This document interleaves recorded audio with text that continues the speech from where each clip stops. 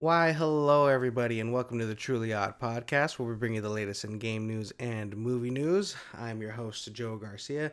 I want to apologize because last week we missed Friday again, so I'm going to give you guys a bit of a weekend's old news, but with some minor updates here and there on some information that came out.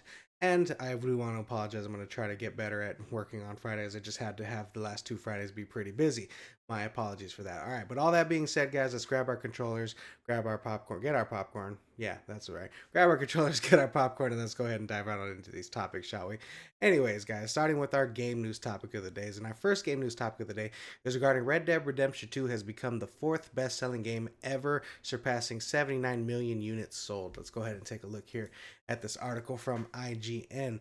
So according to this article, Red Dead Redemption 2 has sold over 79 million copies, making it the fourth best-selling game of all time and the top US title in the past 7 years by dollar sales. Despite no official announcement, Dan Houser and Roger Clerk, which we talked about last episode, believes that Red Dead Redemption 3 is inevitable, though Arthur's return is unlikely due to what happened in the past game, unless they end up making it a prequel again. Red Dead's continued success reinforces its status as a cornerstone franchise alongside Grand Theft Auto. So yeah, guys, it does look like, I mean, the fact that what we talked about last week when Dan Houser, one of the original writers of the game, that was a lead writer at Rockstar before he moved on, really just emphasizes how important of a game and milestone this is, reaching 79 million units sold, the fourth best-selling game of all time. So they're definitely going to be making another one after Grand Theft Auto comes out, whenever that may be. if you guys know what I'm affiliating to or what I'm hinting towards. Anyways, all right, guys. That being said, let me know what you guys think of this. Are you guys excited for Red Dead Redemption 3? And does it make sense for you that Red Dead Redemption 2 becomes the fourth best-selling game ever? Let me know what you guys think. All right, guys. That being said, let's go ahead and move over to our next game news topic of the day. And our next game news topic of the day is regarding Square Enix begins mass layoffs amid global restructuring and shifting towards a Japanese-based development. Let's go ahead and take a look here at this article from. Oh wait, I thought I moved. There it is. All right. All right. Sorry about that, guys. Anyway, Square Enix has laid off staff across UK and US offices, with up to 137 UK roles affected and further cuts expected in North America by week's end. The layoffs are part of a broader reorganization, consolidating development in Japan following prior studio closures and IP sales to Embrace Group. Square Enix plans for generative AI to handle 70% of QA tasks by 2027, re, re hold on, reinforcing its commitment to automation and future development and publishing workflows. So there's a lot going on here. So I mean, it makes sense if they're going to be structuring and moving their businesses over to Japan. It makes no sense for them to keep people in house here in America and UK, especially if they're going to plan on closing down those studios at some point. Now, to what extent they're going to be moving to Japan hasn't been clarified as of yet, but the fact that we're having hundreds of layoffs at that point, I think, and they're taking the bulk of their business over to Japan. And I think the reason for this is because the way that they want to go with generative AI. US has kind of been more against it, and that's because you have a lot of great entertainment industries when it comes to the movie industry kind of pushing back on it, and now people in the video game industry are following suit, pushing back on AI. But I think Japan has kind of more embraced it more than the UK and the US have. So I think they're more likely to develop that 70% of QA that they want to happen more in Japan than they could anywhere else. So I think that's why they're moving things over from these studios in the UK and the US. But as far as 70% QA, you still need people that are going to be able to handle those QA processes and those automation workflows. So they're still going to need people on staff. I think that's what the 70% re-emphasizes. But my question would be is, so you can automate certain things right now. You can automate the menus, you can automate some of the setting stuff, you can even automate a whole web page. My question is, to what point is 70% of automation going to cover the actual gameplay QA? Because that is a big aspect depending on what game needs to be QA'd. Now, a turn-based strategy game is more likely and more eligible to be QA'd than anything else. So I'm very curious what kind of automation they're planning on doing and how far they're going to be taking it. It's a very interesting thing that they're going to be doing there. But anyways, all that being said, guys, what do you think of Square Enix moving their bases out of the US and UK over to Japan and trying to get a full automated workflow up to 70% for their QA? And QA stands for quality assurance if you did. But just let me know what you guys think about this in the comments down below. All right, guys. That being said, let's move over to our next game news topic of the day. And our next game news topic of the day is regarding EA and BioWare remains committed to the next Mass Effect game. And yes, romance will return. Let's go ahead and take a look here at this article from IGN. BioWare confirms the next Mass Effect game is actively in development, with EA fully backing the project despite recent corporate restructuring. Franchise lead Mike Gamble addresses rumors and reassures fans, hinting at new romances, expensive lore. Excuse me, expansive lore. I said expensive. I'm an idiot. Anyways, hidden clues like URL Krogan, whatever the hell that means, in the blog posts. Amazon's upcoming Mass Effect series will feature a new post trilogy storyline, potentially aligning with the next game's future set narrative. So yeah, if you guys are a Mass Effect fan, this $55 billion deal did not seem to affect it. It's going to be continuing its development process towards the next game. And I think that that's what this $55 billion deal basically was. They just wanted to, come in and make it not public, privatize the business again, and really focus on these games without having to worry about uh, what am I thinking about? Investors and things like that.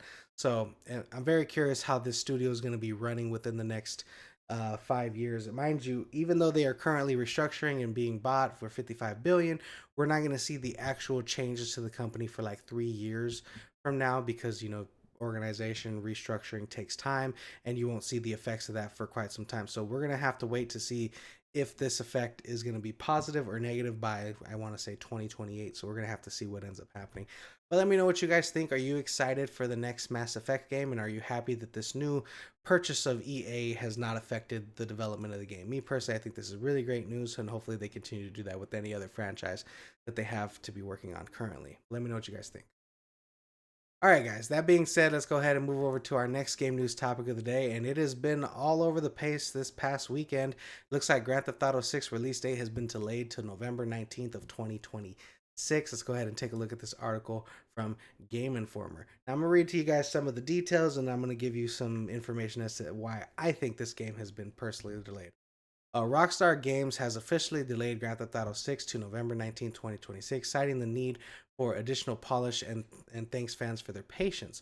The game's second trailer has surpassed 137 million views, reflecting intense demand for after a 12-year gap since Grand Theft Auto 5 and a 7-year since Red Dead Redemption 2.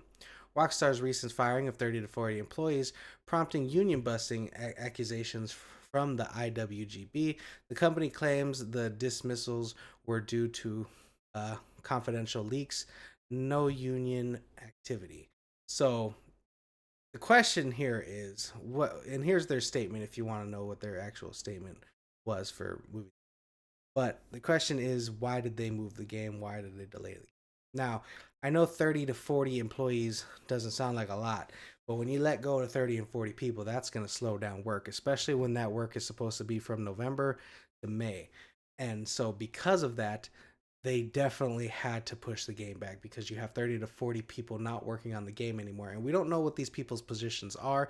We don't know if they're devs, we don't know if they're QA, we don't know if they're project managers, we don't know exactly what the positions are, but let's just say it's a mix of QA, devs, artists, and project managers.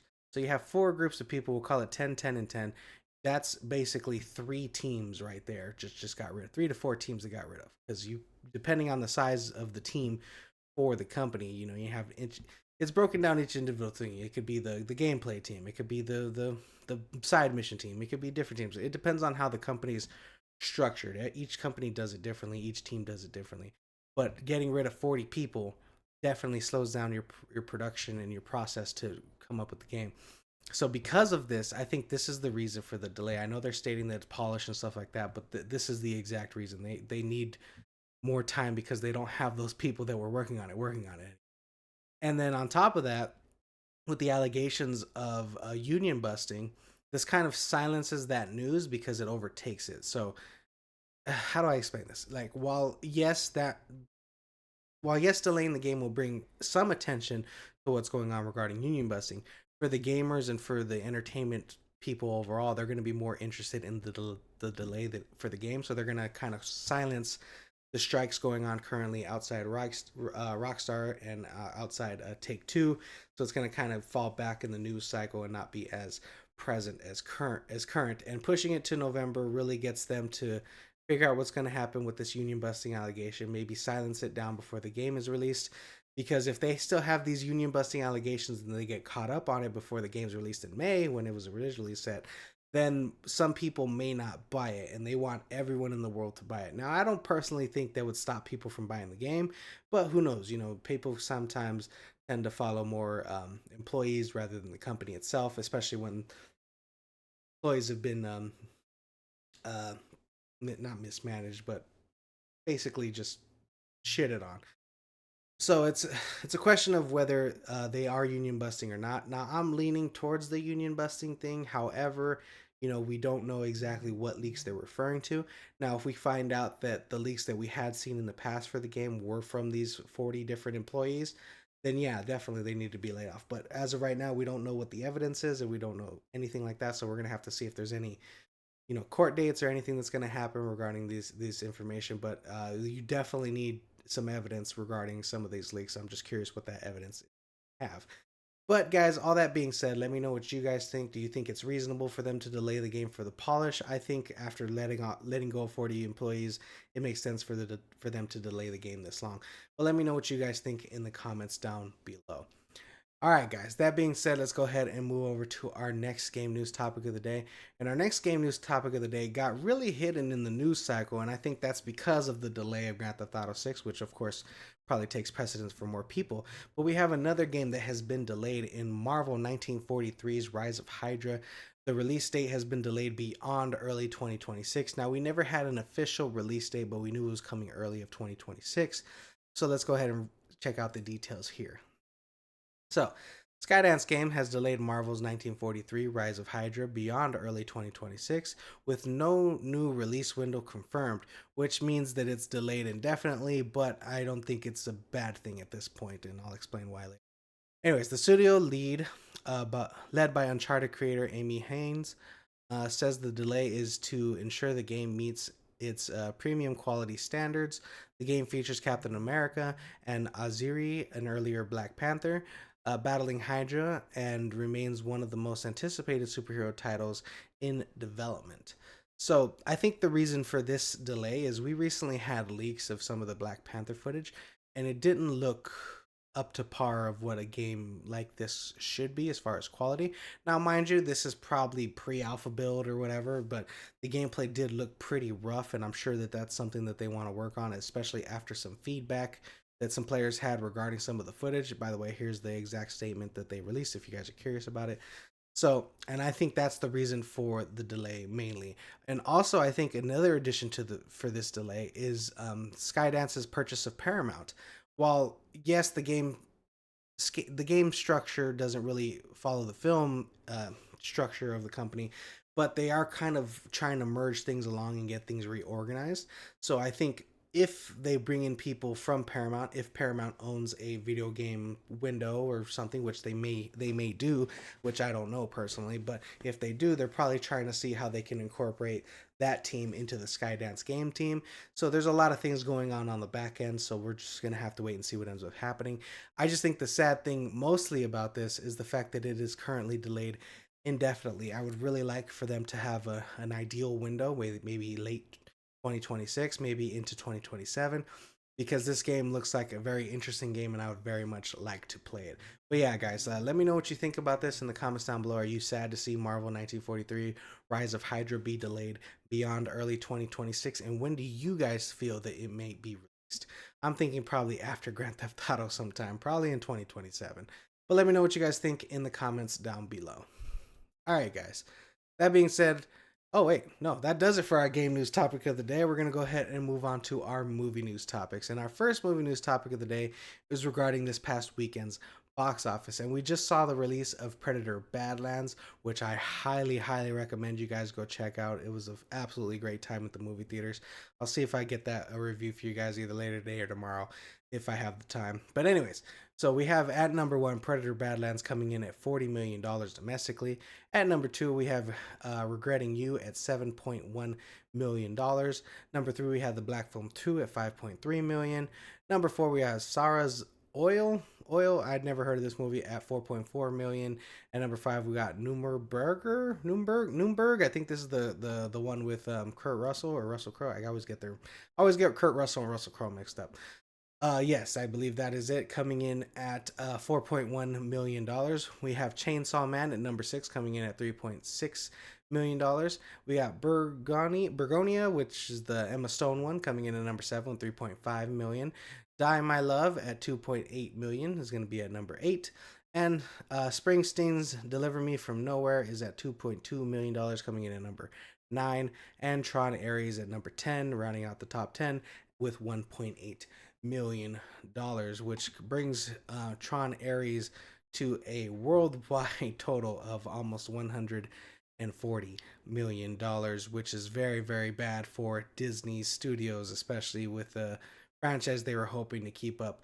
But just so you guys know, here's a little bit of a breakdown. We had Tron Ares open to a 3-day or 4-day weekend with whatever the hell this holiday is, coming in less than $40 million. And it looks like Predator Badlands. Now, mind you, these aren't the actuals, so this is subject to change tomorrow or later today when they actually have the actuals.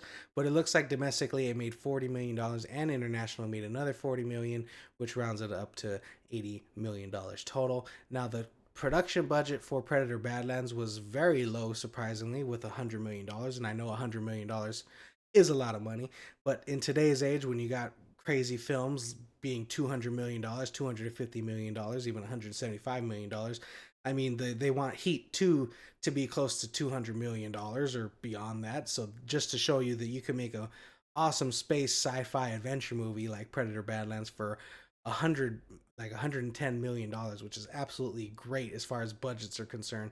And I'm very curious now that I'm talking budgets.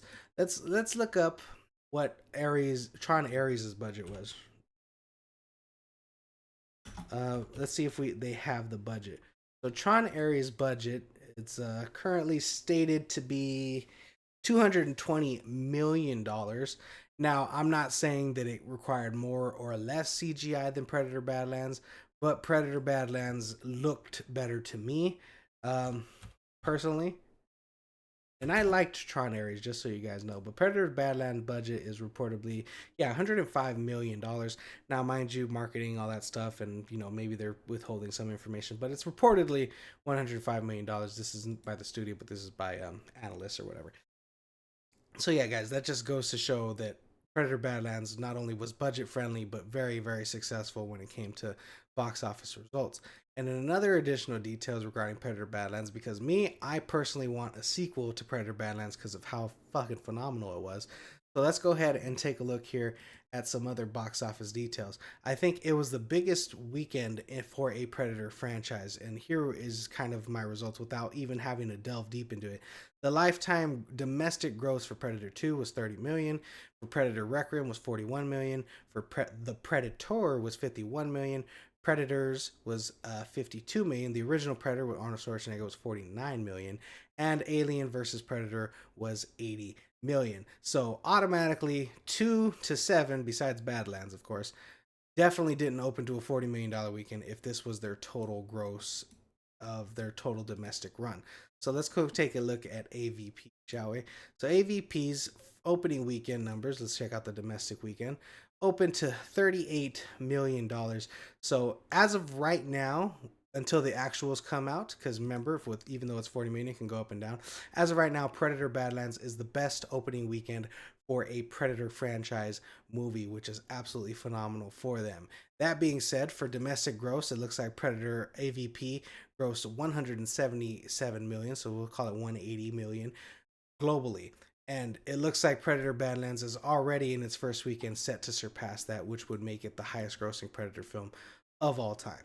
So I'm very, very excited to see that happen, and I hope it ends up happening. And just for additional details, so you guys know, here's Predator's total worldwide budget. Now, mind you, this came out back in the 80s, so we don't have the exact numbers because all that details wasn't as widely available as it is today. So let's go ahead and take a look at more modern one like Predators, which grossed almost 130, and then the Predator, which is the most recent one that came out. Now, mind you, Prey isn't on here because it was released on Hulu, so don't expect some Prey box office details.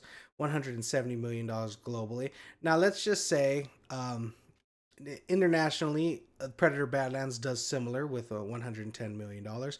We already know domestically, since it's at 140, it's definitely going to surpass this number. Probably get to about, we'll call it maybe 70, 80 million. It might double what it currently is. We'll call it 80 million just to say. So that means that it'll be around the 190 million, which will make it the highest grossing Predator film of all time.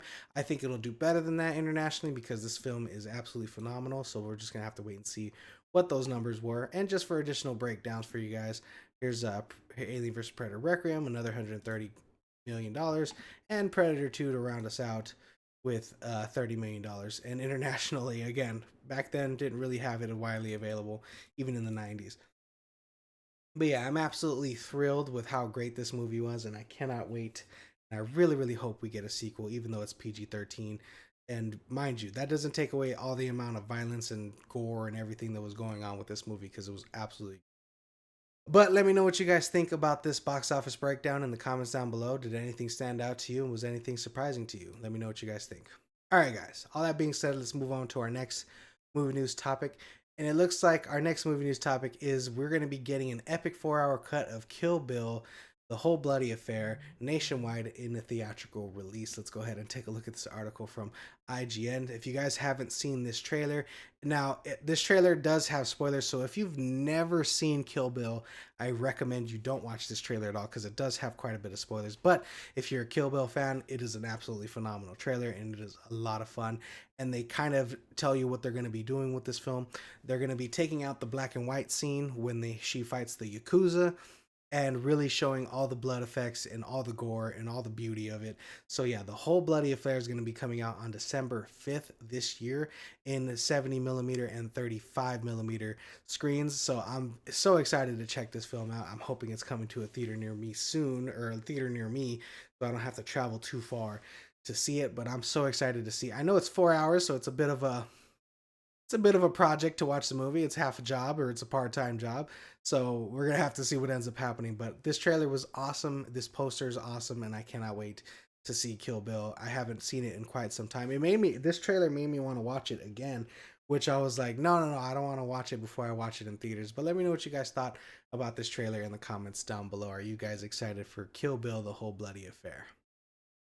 All right, guys. That being said, let's go ahead and move over to our next a movie news topic. And our next movie news topic is regarding the Michael Jackson biopic. Teaser hits 30 million views in 6 hours. Lionsgate teases a possible sequel. Now, we know that originally they filmed this film to be, excuse me guys for the noise, someone's driving crazy in the background, but they originally had this movie slated for one film, but it was so much details and they ended up breaking up into two films.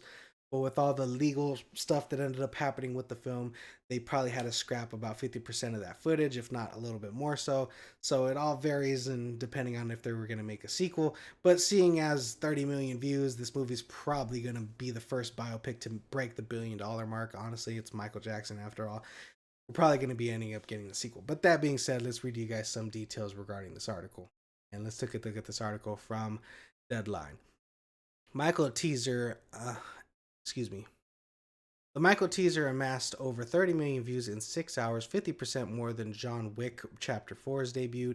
Lionsgate acknowledged the film has split due to legal constraints and runtime, but hasn't officially greenlighted the second installment, though the creative team is preparing for it. April 2026 release. It's slated for an April 2026 release date, directed by Antoine Fuqua and starring Jafar Jackson. The biopic is positioned as a major theatrical tentpole for Lionsgate. And absolutely, I think we will be getting the sequel. Now, I hope they don't wait until they see what the box office results are for this, because it would have been nice getting a microfilm, 6 months after this or the year following this, and continuing to his story with this cast and with this crew.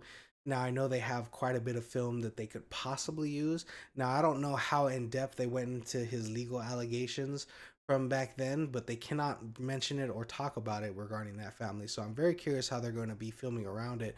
Whereas ignoring it will probably be, you know, viewed as bad taste. But however, they do have to follow the legal constraints when it comes to that information. So I'm very curious what's going to end up happening with this film overall. My hope is that they start filming it now, so we do get it sometime within the next 6 months after this is released, 6 to 8 months. But we're gonna have to wait and see what ends up happening. But the fact that it's hit 30 million views in 6 hours just goes to show how successful this film might end up being. And I love the mix that they did with all the songs in this teaser trailer. But let me know what you guys think about this in the comments down below. Do you think we're going to be getting the sequel guaranteed, or do you think we're going to have to wait to see what the box office results for this Michael movie? Let me know what you guys think in the comments. All right, guys. That being said, let's go ahead and move over to our next movie news topic of the day. And our next movie news topic of the day is regarding AMC Theaters posts a steep $289 million loss. Let's go ahead and take a look here at this article from the Hollywood Reporter. AMC's quarter three net loss surges to 298.2 million, driven by refinancing changes and weaker box office performances, with admission and concessions revenue both declining year over year. CEO Adam Aaron expects a strong quarter four and significantly larger box office in 2026, citing upcoming tentpoles and AMC's premium screening offerings as key growth drivers. AMC is exploring theatrical collaborations with Netflix and investing in drone based entertainment via Nava Sky Stories, whatever the hell that is, signaling a push towards innovation and diversifying audience engagement. Now, mind you guys, the fact that how do I say this in a nice way? I really can't say this in a nice way. They're basically gonna fuck over their customers. AMC, that's what they're gonna do. So what AMC has been doing is they've basically been doing this. There's not a lot of people coming to the movies anymore. What do we do to keep up our revenue? Let's hike up our prices. That's what they've been doing. Hike up ticket pricing, hiking up concession pricing.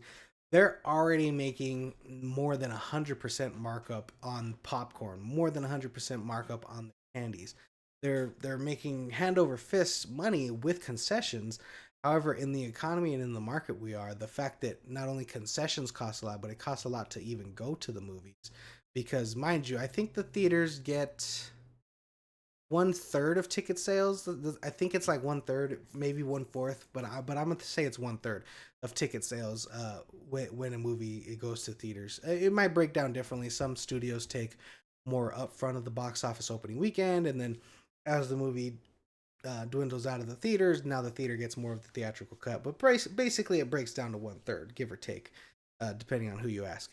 But that being said, the fact that you're going to be pricing out your customers. Now, high end people, no offense, but everyone goes to the movie. It's not a high end people thing. It's not a rich people thing. You don't want to cater to the 1%. You don't want to cater to the 10%. You don't want to cater to the 30-40%. You want to cater to 90 to 100% of your audience that you want people to go see this movie. So the fact that you're outpricing your customers is the problem. And I don't think the CEO, Adam Aaron, is really realizing that, because he's trying to up revenue, which is understandable because you want this business to be successful and you want this business to make money. But if you keep going about it the way that they're going about it, they're going to eventually just go out of business completely and entirely. And I think this is an overall thing. The more expensive a movie is to make, a great example would be Tron Ares. You got Tron Ares that we just discussed earlier coming in at like $220 million for a production budget. When you have a movie that looks just as good, if not better, in Predator Badlands coming in at 110 million. Why did Tron Ares cost so much more? I'd be very curious to know. Maybe they used more CGI. Maybe excuse me. maybe the star cost too much money with damn it, what's his name? The singer from Morbius guy. What's his name? Why can't I think of his damn name? Oh my god, it's gonna bother the shit out of me. Let me look it up. Lose my train of thought because I keep thinking of his goddamn name. Jared Leto.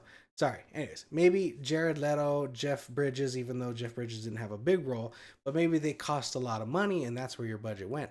Whereas Predator Badlands didn't have many big stars. You had an unknown playing the Predator, and you had Elle Fanning, who's not ridiculously expensive, doing a great role in the movie. So maybe that's why the movie didn't cost so much. And I think if that's the case, then studios really need to emphasize on how important it is.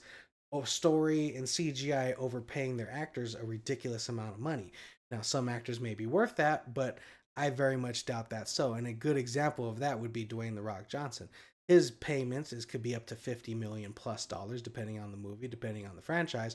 But look what happened to the Smashing Machine. He's clearly not a box office draw as much as he thought he was, because we don't live in an era anymore where people go to see a movie to watch an actor. People now go to see a movie to see the characters, to see the IPs that they love, and to see good stories. So hopefully one of these days, either the studios will understand that. But I went into that whole side tangent because if studios maintain their budgets, then that'll trickle down to the theaters and they could lower their ticket pricing to get more people into the theaters, which hopefully in turn lowers concession pricing to get people to buy more concessions. But if you outprice tickets, people aren't going to go to the movies. If you outprice concession, people aren't going to buy your concession. Now, AMC theaters and most other theaters are not in the movie making business.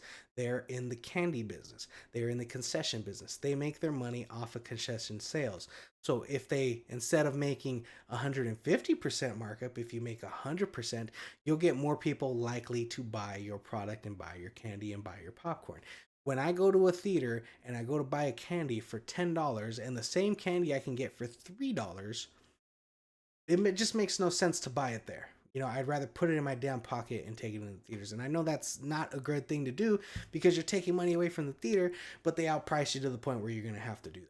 But all that being said, guys, I know that was long winded, so my apologies. But all that being said, guys, what do you think about AMC losing almost $300 million in quarter 3? And do you agree with me that they need to lower their concessions and lower their prices to get more people into the theater and not outprice their customers, as everything's still expensive? Now, mind you, little addition, it's still cheaper to go to the theaters and buy concessions and stuff than it is to like go to Universal or go to a bar or go do anything else in that fact.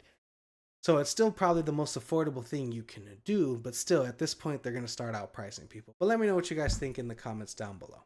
All right, guys. That being said, let's go ahead and move over to our last movie news topic of the day. And our last movie news topic of the day, it was regarding Netflix's live action My Hero Academia is targeting a fall 2026 production start. Let's go ahead and take a look here. If you guys didn't know, there is a live action My Hero Academia currently in development at Netflix. And oh, so sorry. The live action My Hero. I'm gonna just read this. The live action My Hero Academia film developed by Netflix and Legendary is slated to begin filming starting September and November of 2026, with a potential release in 2027. Directed by Satoshi Kuye, forgive me for pronouncing that wrong, from Alice and Borderland. Alice in Borderland. Anyways, and written by Jason Fuchs. Oh my god, I'm gonna say Fucci. Anyways, from Wonder Woman fame, the project has yet to announce its cast, but is gaining momentum. Following Netflix's mixed track record with anime adaptations, the success of My Hero Academia could pave the way for future films from its expansive 42 volume source material. Sorry guys, I fucking dyslexia kicked in hard on this last one. But basically what I'm saying is Netflix is working on anime adaptations. Now, they're the only place that I know that has done multiple anime adaptations. I think that's because they work with a lot of companies in Japan and are not afraid to dub things. Look what they did with the Yu Yu Hakusho show. But I think they're really emphasizing My Hero Academia, and I'll tell you why. After the success of Demon Slayer in the theater, after even the success right now that Chainsaw Man had, I think the industry is realizing the mass audience there is for anime adaptations, and if they do them successfully and better than they have done in the past, it's another business that they can start and another business they can really emphasize. Now, Netflix doesn't do really theatrical releases, so I'm very curious at how invested they are in the future of their anime adaptations. We're gonna have to wait and see what ends up happening. Now, Netflix has been dabbling a little bit more with theatrical releases, but I don't think they're fully comfortable with doing it as of yet, which doesn't make sense to me because you want to make as much money as you can in theaters before you put it on streaming and then have people continue to stream it because that's the only place they can fucking get it because you're not selling them anywhere. Anyways, that's a whole fucking side point. But I do think that live action My Hero Academia is going to be exciting and hopefully a lot of fun for audiences. The question is, how big is Netflix going to make it and how big are they going to back it?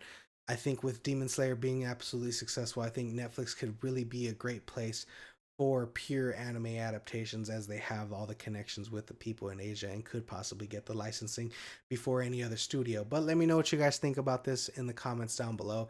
Do you think Netflix's live action My Hero Academia is going to be successful? And do you think they're going to make it better than the past anime adaptations that they have? Or do you guys think they're just not going to really care about it as much as they should? I think with Demon Slayer being out there and doing as successful as it did, I think they're going to very much try to put their foot on the gas and get this to be as great as they possibly can. But let me know what you guys think about this in the comments down below. All right, guys. That's a wrap for today's episode of the Truly Odd Podcast. Thank you guys so much for joining me. If you like this episode, please like and subscribe. And always remember, guys, stay true, be odd.